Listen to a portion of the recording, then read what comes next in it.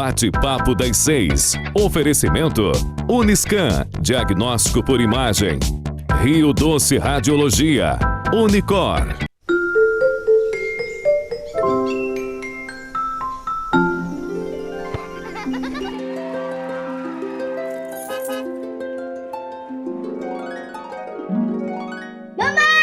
Imaginar o futuro de quem a gente ama é encarar o próximo passo como a decisão de viver todas as memórias ao lado de quem amamos. E estar presente em todos os momentos requer atenção, carinho e, o mais importante, saúde, para viver e construir o amanhã ao lado das pessoas que mais importam em nossas vidas. O futuro é cuidar de si e contar com quem também cuida de nós. É deixar o check-up em dia para viver intensamente. E quando o futuro está ali, bem na nossa frente, perceber que só é possível com a saúde em dia. Check-up Premium. Agende o seu. Uniscan e LMC Hospital. A gente cuida.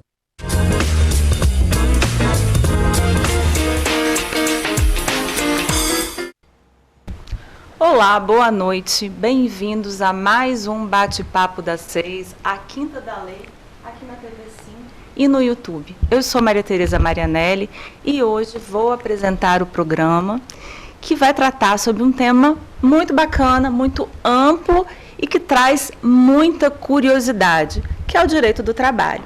Para isso, eu estou com duas feras aqui no estúdio, Dr. Yuri Santa Fé e o Dr. Jaime de Souza Neto. Sejam muito bem-vindos ao programa, é um prazer recebê-los e desde já eu agradeço a disponibilidade de terem aceito o convite de estarem aqui comigo hoje. Muito obrigado, doutora Tereza.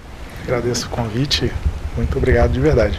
Mas antes, gente, eu vou pedir para a produção colocar o trânsito, para a gente ver como é que está aí a entrada da cidade. Olha Linhares, como está bonito. Hoje está tranquilo. Olha lá, toda iluminada. É muito bonito, né? Muito, com certeza. É muito bonito. E, gente, olha só, quem tiver dúvida sobre o tema, sobre o direito do trabalho, pode entrar em contato com a gente pelo WhatsApp. O telefone é 27 99 808 3421. Esse é manda sua dúvida que a gente vai responder para você aqui ao vivo. Tem a imagem aqui de perto, a câmera daqui de perto? Para a gente ver como é que está a ida para São Mateus. Olha lá. Aí o trânsito já está congestionado. Como foi para chegar? No horário que eu vim foi tranquilo. Eu já estava aqui próximo da Lagoa do Meio, então agora condiz tranquilo. mais com a nossa realidade aí, tá vendo? Está bem movimentado. 5h30, 6 horas começa, né?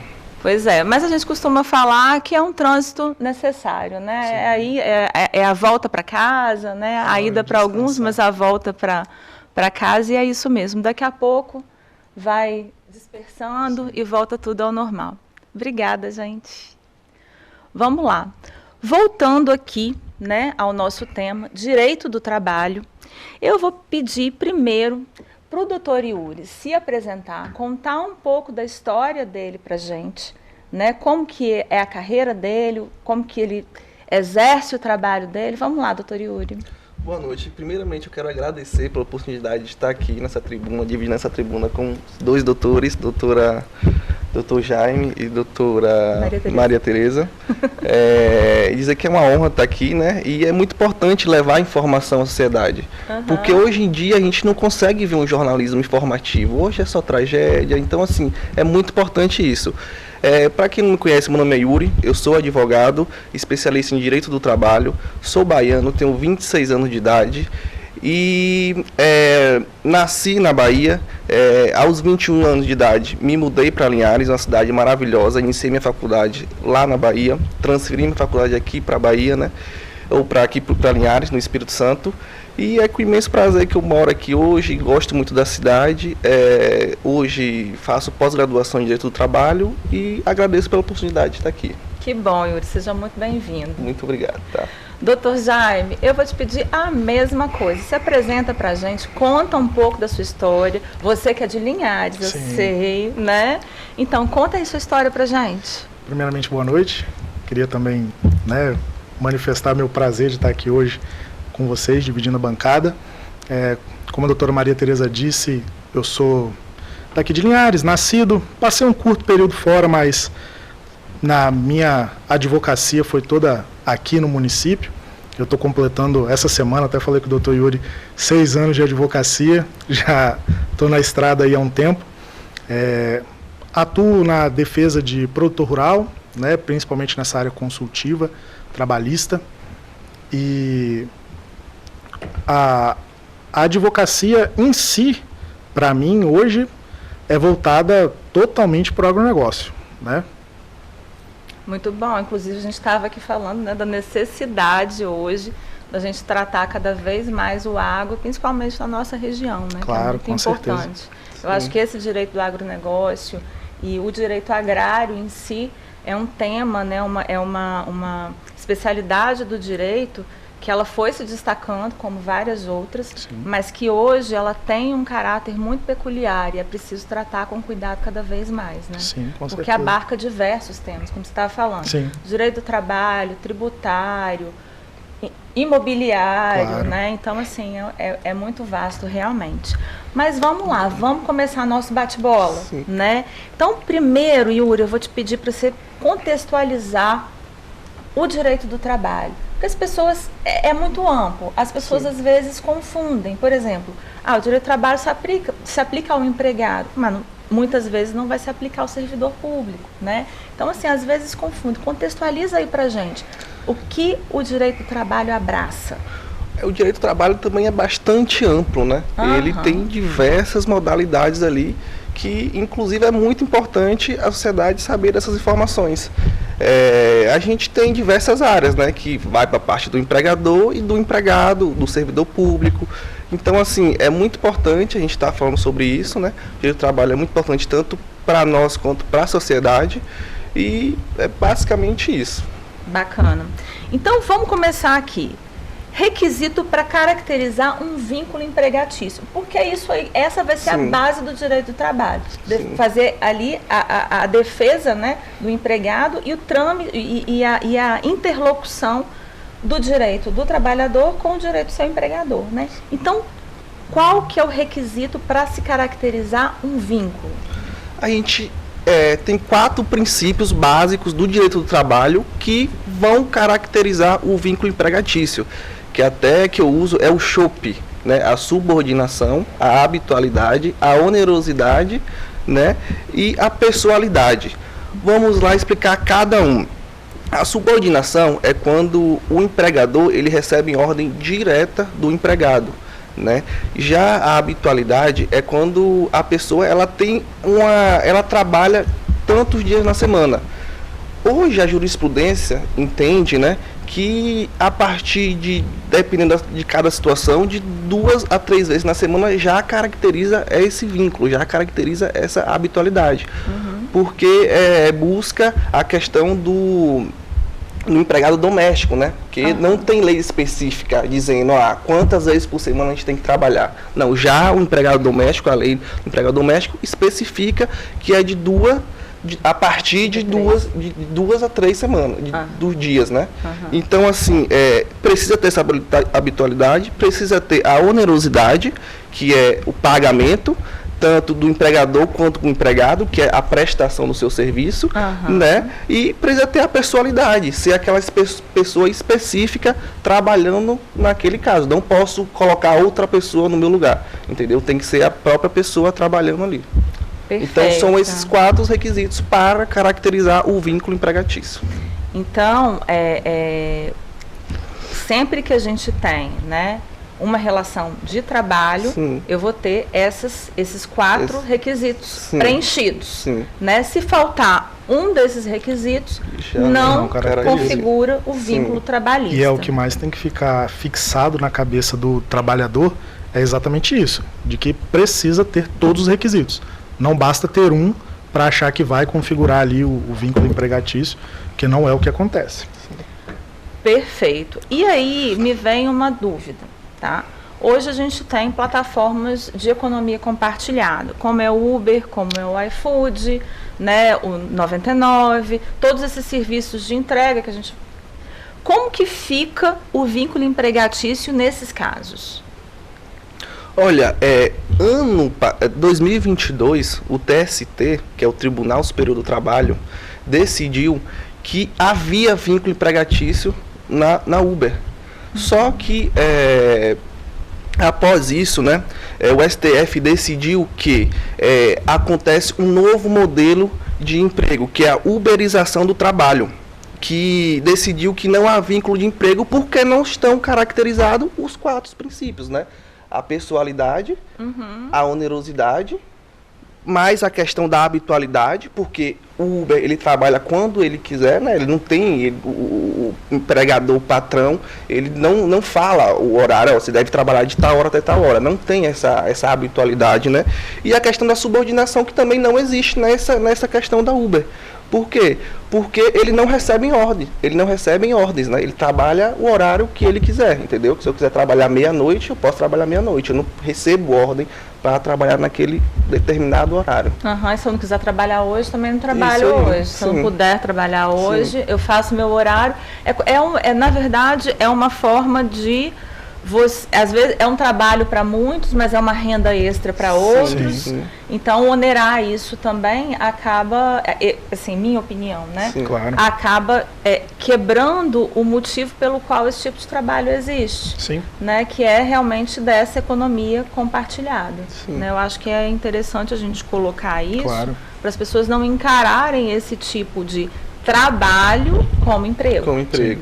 Né? E eu partilho da opinião de que até a caracterização disso como vínculo empregatício é mais prejudicial do que benéfico para esse tipo de trabalhador, seja ele eventual ali, só trabalha às vezes, porque tem um emprego fixo, ou aquele que sobrevive disso, né? Não acho que seja benéfico para ele, e ainda bem que o STF tem entendido por dar um fim nisso aí. Porque se a gente for parar para pensar como que esse tipo de trabalho ajuda, né?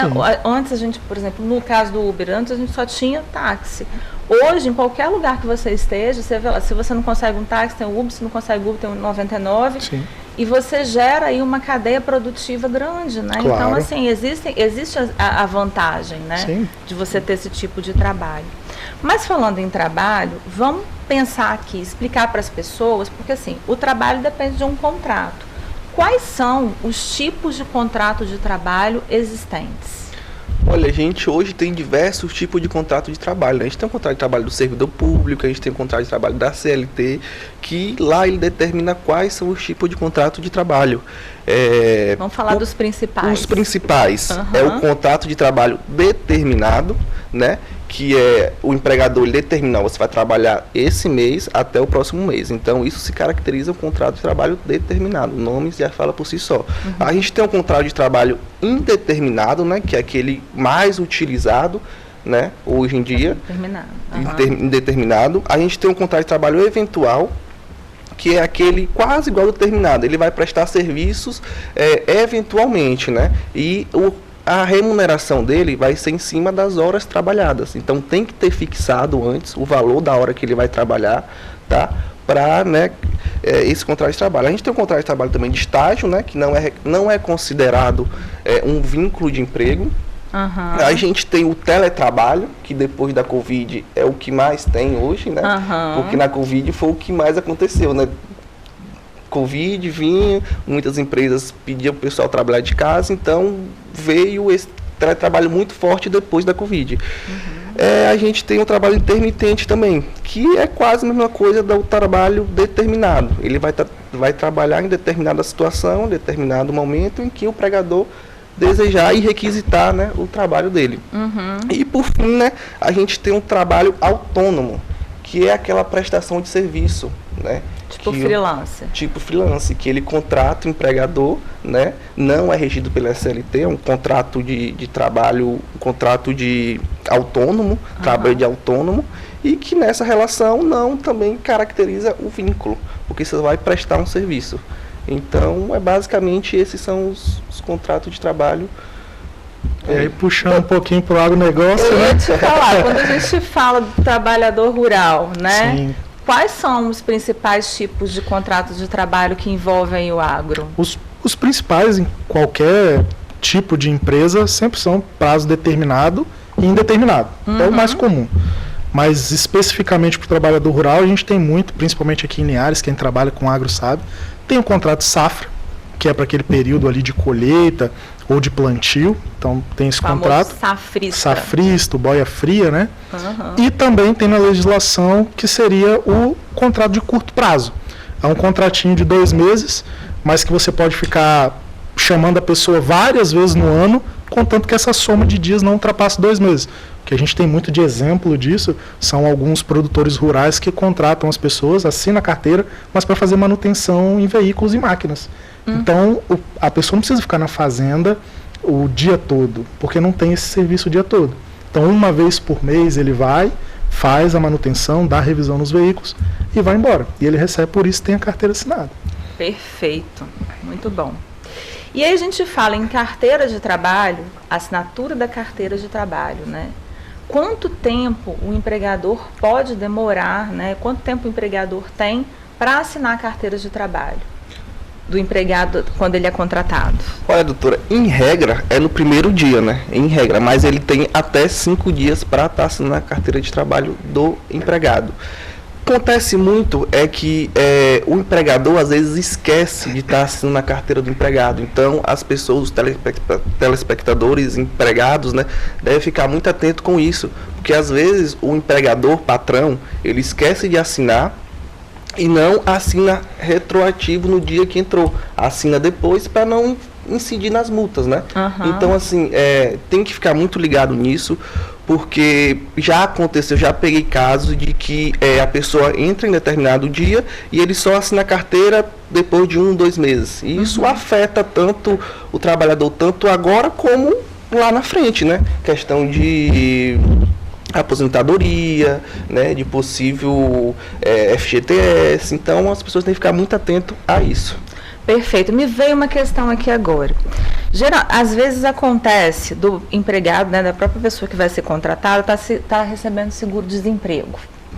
E aí ela chega para o empregador e fala assim, olha, eu não quero que você assine minha carteira, acontece muito, porque eu estou recebendo seguro-desemprego.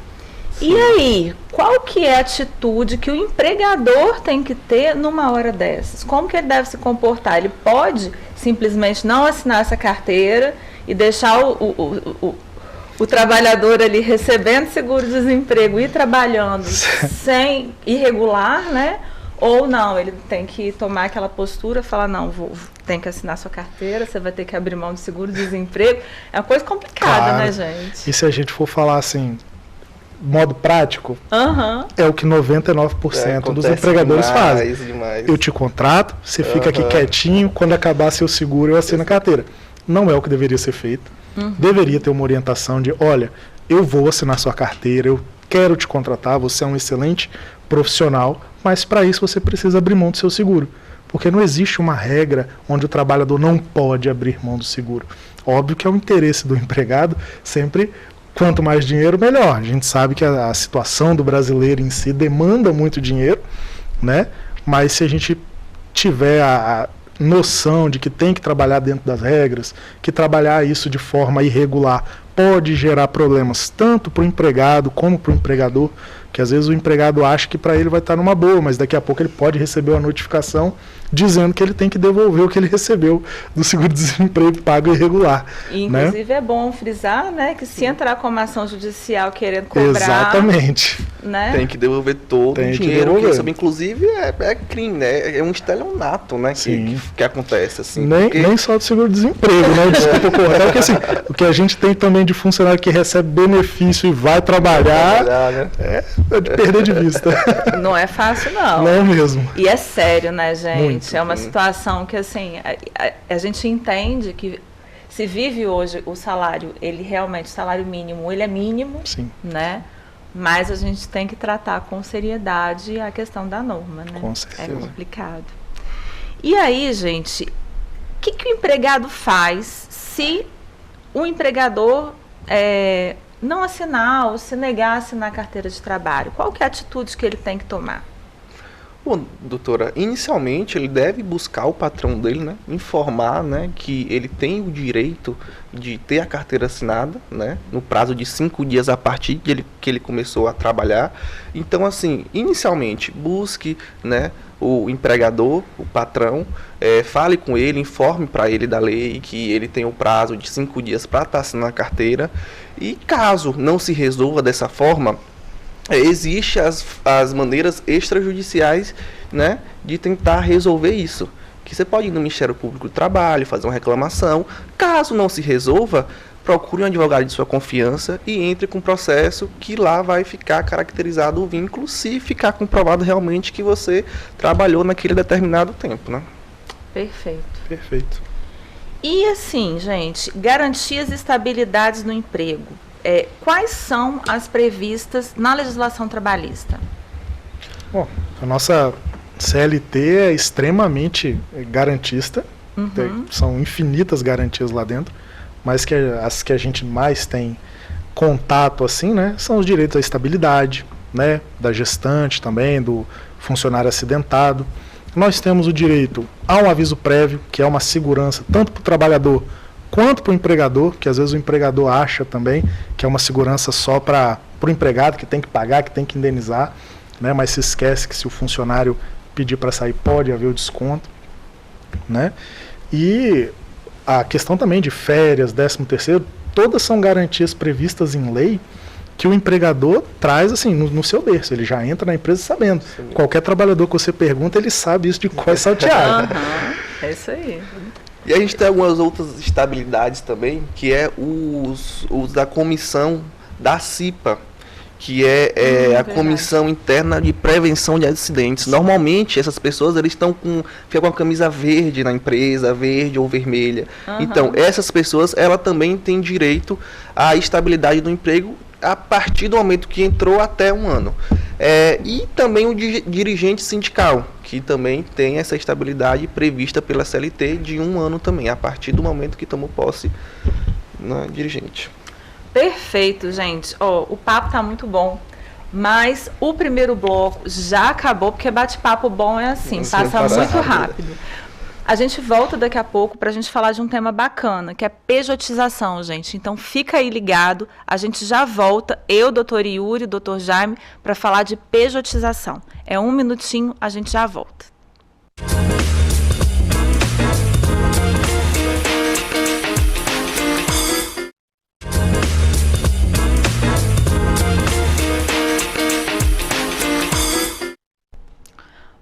Olá, voltamos com o segundo bloco do Bate-Papo das 6. Hoje tratando de um tema muito bacana, que é direito do trabalho, com 2 grandes feras aqui no estúdio, Dr. Yuri Santa Fé e Dr. Jaime de Souza Neto. E a gente está aqui falando de um tema muito bacana, que é pejotização nas relações de trabalho. Vamos lá, gente, falar de pejotização. O que é pejotização, Yuri? Vamos lá, doutora. A pejotização nada mais é do que uma criação de uma empresa para prestar serviço para o empregador. Tem um caso agora que foi recentemente de uma arquiteta, em que ela trabalhava pelo regime da CLT, né? E o empregador, patrão, ele pediu, mandou ela embora, né? Demitiu ela e pediu para que ela criasse uma empresa para prestar serviço para ele. Então, é isso que é a pejotização, é a criação de uma empresa, né, para prestação de serviço. E aí, isso, na minha visão, é mais benefício para o empresário, porque deixa de pagar as custas previdenciárias, trabalhistas. Então, assim, é meio que veio na questão da trabalhista, da correção trabalhista, né, de 2017, que veio meio que tentar igualitar as relações de trabalho com o empregador e o empregado. Entendi. Então, assim, o que é só para a gente entender melhor. Quando a gente tem a pejotização, eu pego aquele trabalhador, faço com que ele abra uma empresa, e essa empresa que ele abriu vai prestar serviço para a minha empresa. Isso aí. Existe alguma forma de caracterizar a relação de trabalho, mesmo você tendo essa PJ? Com certeza. Porque assim, eu brinquei aqui com eles, gente, porque houve um tempo, né? Eu não sou tão velha assim, mas houve um tempo que eu estudei para juiz de trabalho. Sim. E assim, mas eu sempre brinco, eu falo que depois da reforma eu fiquei bem prejudicada, né? Mas, então assim... me lembro dessa jurisprudência, sim, de que você conseguia quebrar esse modelo para reconhecer ali o direito trabalhista, né, e tal. Ainda é assim hoje, claro, doutor Jaime? E é um risco muito grande. O empregador ele tem que saber que não é porque ele está pejotizando um funcionário que ele, agora eu me livrei de tudo.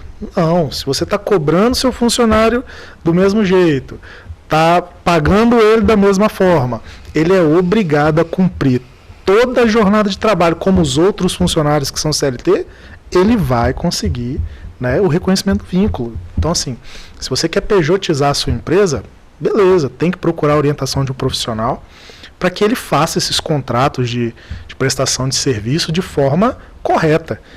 Porque a gente tem muito, aqui em Linhares um exemplo muito bom são dos motoboys. Quase ninguém assina carteira de motoboy. Por quê? Porque morre de medo de pagar a tal da periculosidade, né? Mas obriga o cara a chegar no horário certo, ele tem que estar lá todos os dias, ele vai receber salário, não é diário, não tem nada a ver com o aplicativo, é um funcionário. E aí, às vezes, chega pra gente assim, ele me obrigou a abrir um MEI. A única coisa que ele faz é pagar meu boleto do MEI todo mês. Ele paga e me entrega junto com o contra-cheque. Ainda emite contra-cheque. Nossa. Então, não tem como, é funcionário. Prova contra mim. É CLT. Aí não tem pra onde fugir. Como a gente abordou hoje, do vínculo. Se ficar caracterizado o vínculo empregatício, né, através dos princípios que a gente abordou hoje aqui, consegue quebrar essa pejotização. Né? A subordinação, a habitualidade, a onerosidade e a pessoalidade. Caracterizou, consegue quebrar essa pejotização. Perfeito, então fique ligado aí, viu, gente? Tem que assinar carteira de trabalho. Se fizer seu empregado criar PJ, pode ter penalidade, pode descaracterizar esse vínculo e ter que assinar carteira de trabalho, ainda pagar a multa, ainda pagar todo o retroativo. Às vezes, ficar ligado na regra. Às vezes acha que vai pejotizar e vai pagar menos, quando vem a reclamação é em dobro, em triplo. Não é complicado, fácil, não é. Aí agora, gente, final de semana tá chegando o Dia dos Pais, né? Sim. Dia das Mães já foi, mas vamos falar aqui de gestante? Sim, vamos claro. falar do direito da trabalhadora gestante? Então, vamos lá, Yuri, fala pra gente aí quais são as garantias da trabalhadora gestante, a partir de quando ela começa, até quando vai, como é que funciona isso aí? A doutora Maria Tereza, é um tema muito importante, até porque minha namorada e futura esposa, ela tá grávida, e a primeira pergunta que ela me fez foi isso. Mas toda quais são os meus direitos? E sim, muita gente não sabe, né? Mas vamos lá. Inicialmente, a gestante, ela tem direito de estabilidade. A partir do momento que ficou sabendo que tem ali o filho, né? Que está grávida, ela tem direito à estabilidade até a nascença do bebê, até 5 meses depois que ele nascer. Esses são uns, né, da estabilidade que tem. Ela também tem direito a 120 dias de licença maternidade. Agora, tem algumas empresas que são cadastradas no programa Empresa Cidadã, que pode aumentar esses dias, né? Passa de 120 para 180 dias. Tem direito a salário maternidade, tem direito a intervalo para amamentação, né? 2 intervalos de 30 minutos, sendo possivelmente um de manhã e um à tarde, né? Tem direito de sair para o médico, no mínimo 6 saídas, e isso é um tema também muito importante, porque recentemente chegou um caso lá no escritório que a gestante veio reclamar que a empregadora não queria deixar ela sair do ambiente de trabalho para fazer as consultas médicas, para fazer o pré-natal. Então, assim, a gente tem que ficar ligado muito nisso, porque é direito da gestante, ela tem o direito de poder sair e poder fazer suas consultas, né? Lembrando que no mínimo 6 consultas, no mínimo, podem não ser mais. Tem direito também à mudança de função, caso onde que ela trabalhe com peso, né?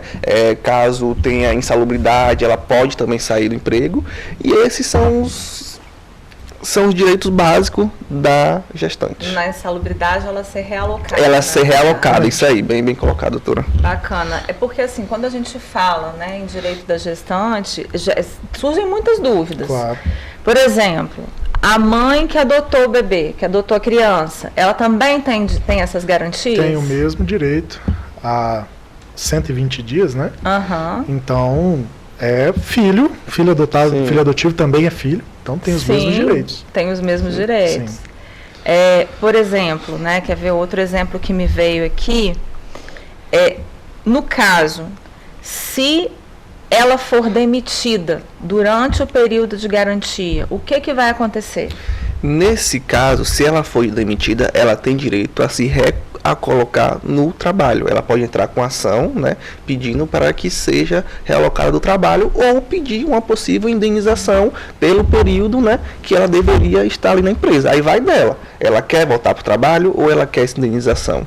Aí em cada caso a gente, né, consegue analisar para ver o que ela pretende, né? Mas perfeito. tem esses direitos. E quando a gestante ela quer abrir mão do trabalho, qual que é a garantia que o empregador, como que o empregador vai se resguardar no caso? Sim. Né? Se ela quer sair, é a vontade dela, ela tem que fazer lá o pedido de demissão, como é que funciona? Então, é até meio... Queria só voltar um pouquinho no tema, porque assim, quando a gente fala de demissão da gestante, até para tirar uma dúvida do telespectador, é assim, não é porque a mulher está gestante que ela tem uma absoluta estabilidade. A empregada gestante, ela Sim. pode ser mandada embora, tá? Sim. Porque a gente acaba tendo alguns eventos aí de que a gestante, ela faz uma bagunça na empresa querendo se segurar no período de gestação. E não, ela pode ser demitida por justa causa. Sim. Tá? Qualquer funcionário com estabilidade pode ser demitido por justa causa. Entrando na pergunta da doutora Maria Tereza, é um conflito de entendimentos, tá? Até nesse período que a gente trabalhou aí, tiveram alguns entendimentos diversos, porque a gente tem alguns juízes que entendem que a mãe nem pode abrir mão, porque não é um direito próprio dela, entra o direito do nascituro, e aí uma situação assim bem adversa. Mas qual é o comum? Você pega uma declaração de próprio punho da funcionária, escrevendo, né? Coloca isso na rescisão. Normalmente a gente sempre pede cautela para que se homologue isso no sindicato, né? Para que tenha um respaldo maior. O ideal é não manda embora, segura, realoca de função para evitar problema. Vai dar problema. Geralmente dá, né? Não tem jeito, geralmente dá problema. Mas então, tem a mãe, tem o pai também, né? O pai tem seus direitos. E estamos chegando aí no Dia dos Pais, domingo, Dia dos Pais. Como é que funciona a licença maternidade? Quanto tempo ela dura? A licença paternidade, no caso, né? O pai, ele não tem tanto direito como a mulher tem. Ele só vai ter direito a 5 dias de liberação do emprego. Existe no Senado uma proposta, né, para aumentar esses dias para 20 dias. Na minha opinião, acredito eu que 5 dias é muito pouco, né? Porque, pô, o bebê acabou de nascer, você vai ficar só 5 dias com ele? Então, assim, 20 dias para mim seria o ideal. Tem essa proposta ainda no Senado, né? E com fé em Deus vai dar certo. Até porque tem toda uma mudança, né? Uma mudança sim. de organização da casa, Claro, né? A mulher, ela fica mais fragilizada. Sim. Tem toda uma mudança de logística aí que é necessária. Eu acho que em outros países a licença paternidade ela já é maior. Às vezes eu acho que em alguns lugares ela é inclusive equiparada à licença maternidade. Sim. Eu acredito que sim. Agora, outro tema também que é muito bacana, né, e que a gente precisa esclarecer é a questão das férias, né? O que são as férias? Por que ela é necessária? Qual que é o período aquisitivo? Vamos falar um pouquinho sobre isso? As férias, né? A pessoa ela tem direito a 30 dias a cada 12 meses trabalhado. E nas férias ela pode ser dividida em 3 períodos. Né? Sendo que o primeiro período precisa ser de 14 dias. Os próximos pode ser de 6, né? E outro. Mas tem que frisar que pode ser dividido em 3 e que o primeiro período precisa ser de no mínimo 14 dias. É basicamente isso. E nenhum deles pode ter menos de 5 dias. É isso aí. É porque as férias, assim, até pra gente, pro pessoal entender, né? Férias é pra pessoa se restabelecer Claro, do com trabalho, certeza. daquele período que você ficou ali descanso anual. desgastado e tal. Então, existem estudos que comprovam que você precisa, pelo menos, de, acho que são 5 dias para o seu cérebro começar a entender que você mudou a sua rotina, Sim. mudou a sua atividade e você conseguir se reconstituir daquele trabalho Claro. que você exerce, né? Sim. Então, para ficar claro, esse pessoal fala assim, vou tirar 2 dias de férias, vou tirar 3 dias de férias. Não pode, Não pode. gente. Não pode. Não é isso? Pelo menos 5 em um deles, não pode ficar menos de 5.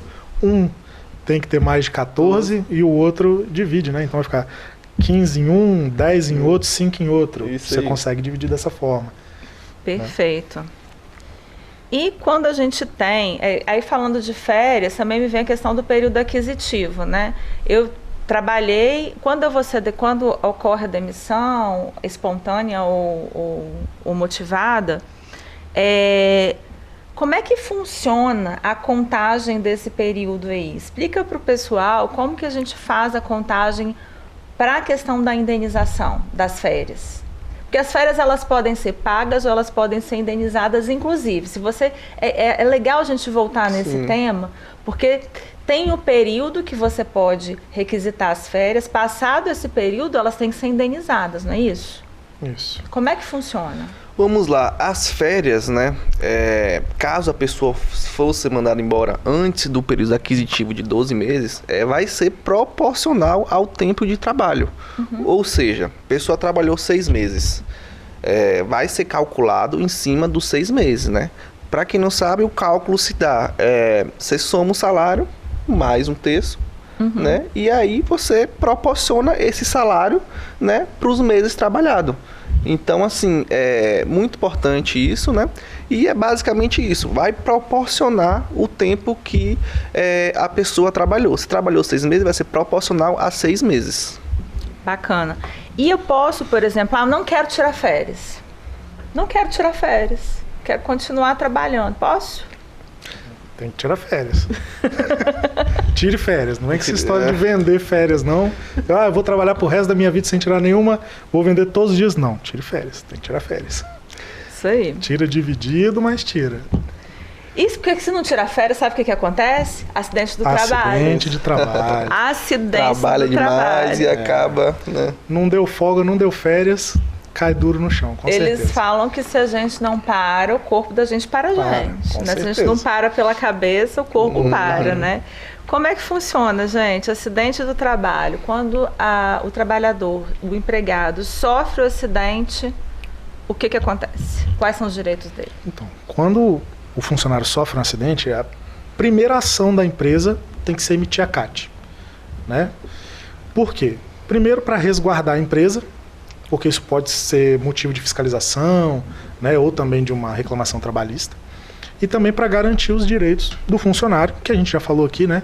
Tem garantias, então ele vai ter estabilidade a partir da data do acidente, de 1 ano, e para eventual também situação previdenciária, onde ele precise de um benefício, isso pode ser convertido em auxílio acidentário, exatamente por ser decorrente de acidente de trabalho.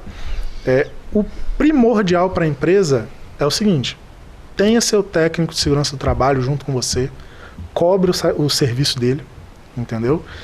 E mantenha os seus funcionários sempre treinados e conhecendo, né, as normas da empresa e as normas de segurança do trabalho. Isso é o mínimo que você tem que fazer para evitar acidentes. Porque hoje você pode perder um excelente funcionário por um deslize dele ou seu. Perfeito, pode E eu falar. queria só falar aqui também que tem empresas que, quando acontece o acidente de trabalho, elas não elaboram CAT, não faz a comunicação de acidente de trabalho. Qual é a recomendação? Vá até o Ministério Público do Trabalho e peça para eles emitir o CAT, que o Ministério Público do Trabalho vai emitir o CAT caso a empresa não emita esse CAT, né? Porque com esse CAT que ele vai, caso o atestado médico for superior a 15 dias, né? Com esse CAT que ele vai conseguir receber todo auxílio, né, acidente e todas as outras questões. Perfeito, fica aí então a informação. Se a empresa não emitiu a CAT, quem vai emitir é o Ministério Público do Trabalho. É o Ministério do Trabalho. Gente, bate-papo passa muito rápido. Eu falei com vocês que era muito rápido. Então a gente vai para o nosso intervalo, fica aí, terceiro bloco com mais direito do trabalho, mais informação para vocês. Só mais um pouquinho.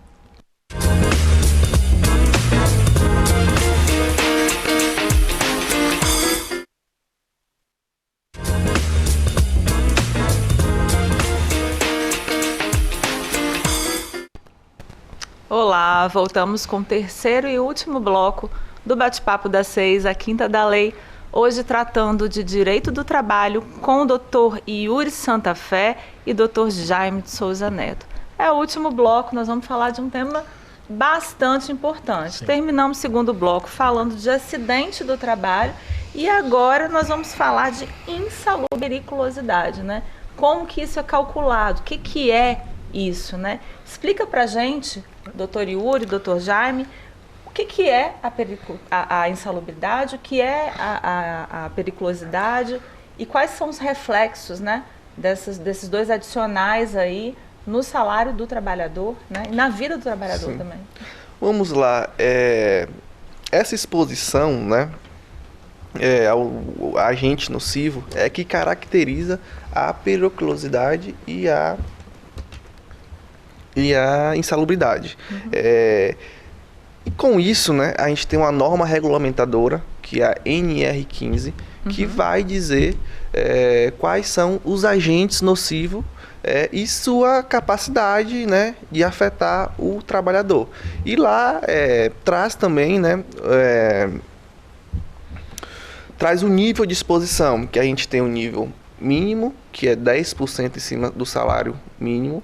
A gente tem a exposição média, que é 20% sobre o salário, e a gente tem o grau máximo de exposição, né, que é 40% em cima do salário, né, do trabalhador. Sim, quando a gente fala de insalubridade, periculosidade, a gente estava conversando aqui, né, no break, e a dúvida que fica normalmente é a base de cálculo disso. Então, deixar bem claro, né? A insalubridade, que é o quê? Mexo com produtos químicos diversos, mexo com combustíveis, você vai ter insalubridade, vai apurar o grau, que o Dr. Yuri falou. Isso vai ser calculado, de acordo com a nossa jurisprudência, né, em cima do salário mínimo. Mas meu salário é R$5.000. Não interessa, salário mínimo. Já a periculosidade, por exemplo, mexo com produtos, manipulando produtos explosivos, então tem aquele risco. Trabalho com agentes biológicos, então você tem aquele perigo, né? Essa base de cálculo já é o salário base do trabalhador. Então, se o funcionário, por exemplo, a gente deu o exemplo aqui quando estava conversando do frentista, ele pode ter os dois. Se tiver os dois, o que o empregador tem que fazer? Escolher o mais benéfico. Então, se o salário do frentista não é o mínimo, periculosidade. É o que vai para o contra-cheque. Posso ter os dois? Não pode. A lei veda. Então, sempre escolho o mais benéfico. Normalmente, vai para periculosidade. Se tem os dois, nem pensa muito. Joga no certo, paga a periculosidade para o seu funcionário, que está tudo certo. Evita um monte de problema. A gente estava falando também, doutor Jaime, sobre a questão do agrotóxico, né? Sim. Quando o trabalhador ali está exposto a esse tipo de produto químico, né? Qual que é a responsabilidade do empregador? Como que funciona? Sim. A gente tem uma cadeia de agrotóxicos que muitos, os mais comuns, digamos assim, não tem gerado insalubridade na justiça. O mais comum aí, que a gente aplica às vezes até em casa, é o Roundup, né? E ele tem sido aí, nos laudos técnicos, tido como um agente que não é insalubre, né? Agora, o uso do agrotóxico traz riscos, porque ele pode ser inalado, ele pode cair no olho, ele pode ser aspirado, pode cair na pele e dar algum tipo de irritação, mesmo que não seja caracterizador de insalubridade. Para fugir disso, é treinamento e entrega de EPI. Se o seu funcionário está treinado, ele sabe que ele não pode enfiar o braço até o ombro dentro de uma lata de thinner, porque vai ressecar e vai machucar a pele dele. Se ele está bem treinado, ele sabe que ele tem que ir trabalhar com a botina, agora não usa mais aquele bico de ferro, né, de polietileno, para proteger o pé, porque pode cair, pode arrancar o dedo dele fora. Então, o empregador ele é obrigado a fornecer o EPI, mas também de fiscalizar. Não basta entregar. Fiscalize, olhe, tem um funcionário de gerência para olhar isso. Não usou, advertência. Ah, mas ficar dando advertência toda hora? Sim, porque a advertência é o papel que te protege na frente do juiz. Porque o funcionário vai entrar e vai falar, meu braço está descascado porque eu enfiava o braço no thinner. Tudo bem. Aí ele fala, tá aqui, eu tenho 12 advertências que a gente implicava com ele de que não podia fazer isso. Aí a justiça fala assim, olha, então o funcionário está aceitando o risco. Se tem o treinamento, se tem as advertências, a empresa começa a se proteger, que é o que a gente chama de blindar o empregador. Né? E aí tem a questão das advertências também, é advertir, né? A gente tem a gradação aí também dessa punição, porque pode gerar uma justa causa. Claro, né? Com certeza. Eu dei um exemplo aqui de 12, mas 12 é muito. É muito. Quando a gente fala de saúde... 4, 5, né, doutor? Já comete uma falta grave, né? Nem isso. Eu, sinceramente, eu sou assim, quando eu até vou brincar quando eu vou dar algum treinamento, que assim, eu sou muito severo. Fez uma vez, repetiu na segunda a mesmíssima coisa, deu uma suspensão do seu funcionário. Que seja de um dia, porque você pode dar até 30, mas deu uma suspensão. Porque o bom funcionário, ele vai se retrair e vai falar assim, pô, fiz um negócio errado. O mal já vai pedir para sair, porque ele vai achar ruim ficar em casa um dia, perder o dia de salário, DSR. E é uma insubordinação, né? Com certeza. Então, assim, essa questão de você ficar tratando, às vezes, é um problema pro empregador. Sim. Você está também sendo conivente, claro. Dependendo do tanto que você estende o elástico, estende a corda, o juiz do trabalho vai entender que você foi conivente com aquele tipo de atitude. Com então, certeza. É bem complicado. E assim, né? para os empregadores que estão nos assistindo no momento, converse com seus funcionários o seguinte, olha, se você deixar o seu colega de trabalho fazer dessa forma, ele vai se lesionar, você vai ter que trabalhar por você e por ele, porque ele vai ser mandado embora, ou ele vai se acidentar, ele vai ficar em casa recebendo um auxílio aí do INSS. Então, se autofiscalize. Né? E assim, né, os empregadores também, eles têm responsabilidade, né? Claro. De fornecer EPI adequado, de higienizar caso ele mexa ali com algum agente nocivo, de higienizar todos os EPIs, né? De garantir que nenhum EPI seja contaminado, de ter também liberação de água para lavagem ali todo o material depois da utilização. Então assim, os empregadores, patrão, devem ficar muito atento enquanto a isso. Com certeza. Gente, bate-papo bom, passa muito rápido. Com certeza. Né? A gente já está chegando ao final. Recebi aqui, parabéns aqui, Cassiano Lacerda, parabéns, doutor. Gabriel Santos aplaudindo, Nicole Lopes Ribeiro, parabéns, doutor Yuri, pela explicação. Minha esposa, mandar um beijo para ela, que tá grávida. Beijo, Nicole. Fábio Marciano Silva, boa noite, assisto vocês de Jarinu, do estado de São Paulo. Um grande abraço, Fábio, que bom que você está aqui com a gente. Tem família, irmãs, moraram lá perto de Pedro Canário, norte do estado. Um beijo para Pedro Canário também. Alô, Linhares, Colatina e São Mateus. É isso aí, gente. Passa muito rápido. Eu quero agradecê-los por estarem aqui, por terem aceitado o convite. Já fica o convite para virem novamente, porque direito de trabalho é um tema muito extenso. Né? A gente tem muito para falar aqui. Eu vou pedir agora para vocês falarem com o nosso telespectador, deixarem uma mensagem, tá? Vamos lá, doutor Yuri. Vamos lá. Primeiro eu quero agradecer pela oportunidade, né? Mais uma vez, é uma honra estar aqui ao lado dos doutores. Quero mandar um abraço para minha mãe que está nos assistindo da Bahia, Suene Gilberto, meu pai também, Dia dos Pais agora, né? Murilo Santa Fé. Então, assim, é muito importante a gente ficar atento aos direitos dos trabalhadores, porque, assim, é bastante amplo. Então, a gente não deve, né? A gente deve olhar com um carinho mais para o direito do trabalho. Então é um prazer estar aqui, um prazer estar do lado dos doutores. Obrigado. E uma honra muito grande. Também queria agradecer a todos que assistiram até aqui, né? Agradecer mais uma vez pelo convite, prazer estar aqui com vocês também. E a mensagem que eu tenho para deixar é a que eu falei assim, boa parte do programa treine o seu funcionário, cobre o seu funcionário, mas saiba que você, empregador, vai ser mais cobrado ainda. Então esteja sempre atento às regras de segurança do trabalho, ao direito do trabalho, aos deveres que você tem com o seu funcionário. Por quê? Clientes vêm e vão. Bons funcionários são raríssimos. Então mantenha aqueles que você tem bem tratados, bem pagos, com os direitos garantidos, para que a sua empresa flua 100% bem.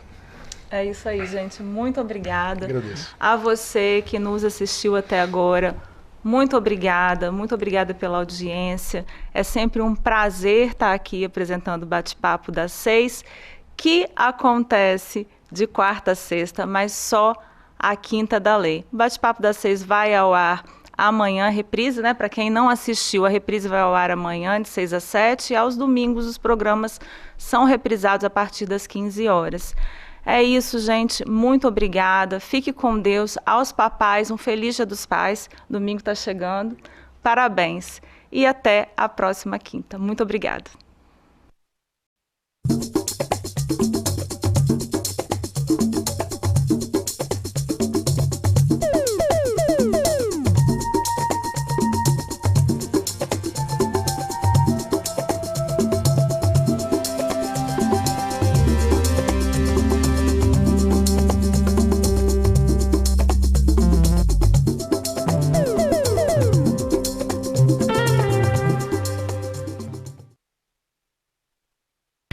Bate-Papo das 6. Oferecimento Uniscan, diagnóstico por imagem.